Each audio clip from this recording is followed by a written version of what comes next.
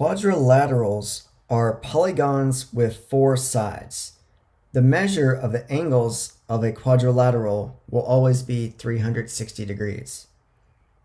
A parallelogram is a special quadrilateral where opposite sides are parallel and opposite angles are congruent.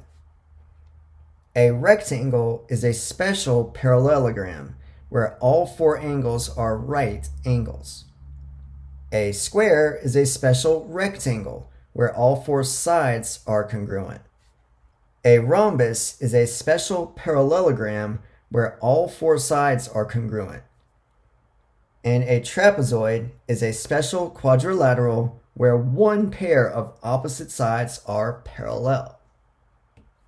Let's look at each of these quadrilaterals and label them and name them. Up first, recognize that these two sides are parallel, and these two sides are parallel to each other. If opposite sides are parallel, we can say that this is a parallelogram. We can also recognize that opposite angles are congruent. So those two are congruent, and these two opposite angles are also congruent. In example B, we have parallel sides, opposite sides are parallel,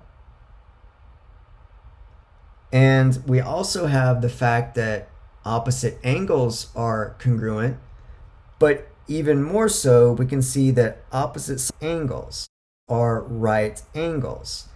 If they're all right angles, we can say that not only is this a parallelogram, it is more specifically a rectangle.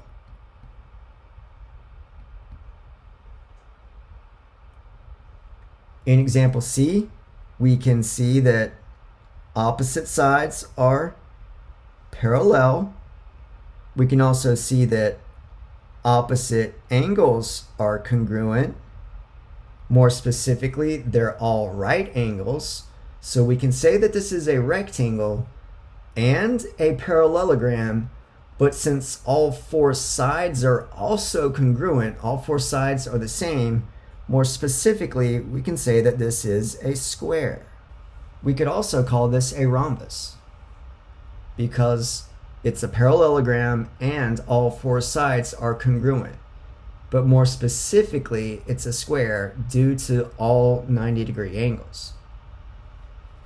In example D, we have opposite sides are parallel, so we know it's a parallelogram.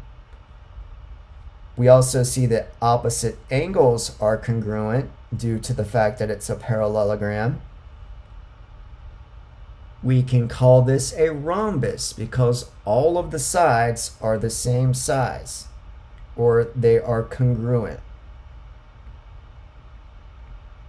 All sides have the same length. In example E, we have one set of parallel sides. Notice the other two sides are not parallel to each other. So this one we can say is a trapezoid. And in example F, again, it looks like we have only one set of parallel sides. This is also a trapezoid.